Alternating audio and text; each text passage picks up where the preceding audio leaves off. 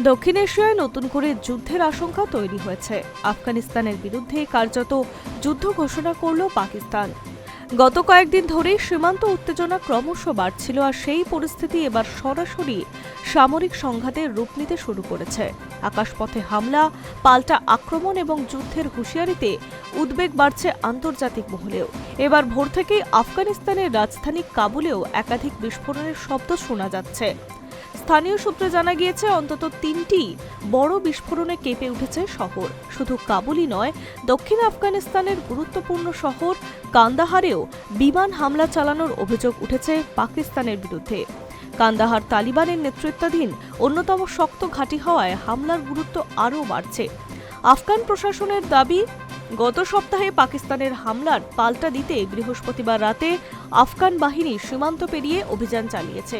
সেই অভিযান পাকিস্তানে অন্তত 12টি সীমান্ত পোস্ট নিজেদের নিয়ন্ত্রণে নেওয়া হয়েছে বলে দাবি তালিবান সরকারের।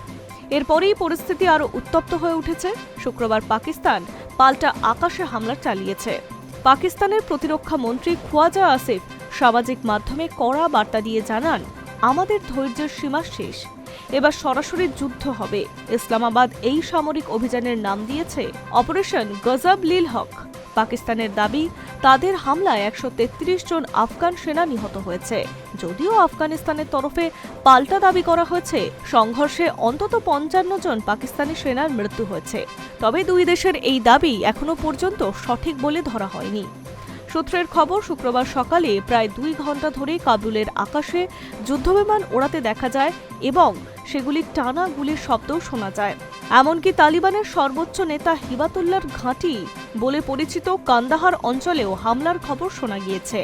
যুদ্ধ পরিস্থিতি আরও জটিল হয়ে উঠছে।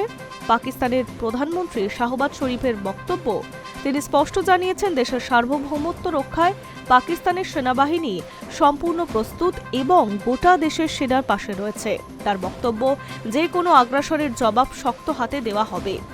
এর মধ্যে সোশ্যাল মিডিয়ায় একটি ভিডিও ভাইরাল হয়েছে, সেখানে একটি পাকিস্তানি F-16 যুদ্ধবিমান ভেঙে পড়তে দেখা গিয়েছে বলে দাবি। আফগান প্রশাসন জানিয়েছে, তাদের বাহিনী বিমানটিকে গুলি করে নামানো হয়েছে, যদিও পাকিস্তান এই দাবি সম্পূর্ণ অস্বীকার করছে। সব মিলিয়ে আফগানিস্তান পাকিস্তানের সংঘাত এখন এক নতুন মোড় নিয়েছে। যুদ্ধ কতদূর গড়ায় সেটাই এখন দেখার। High News network.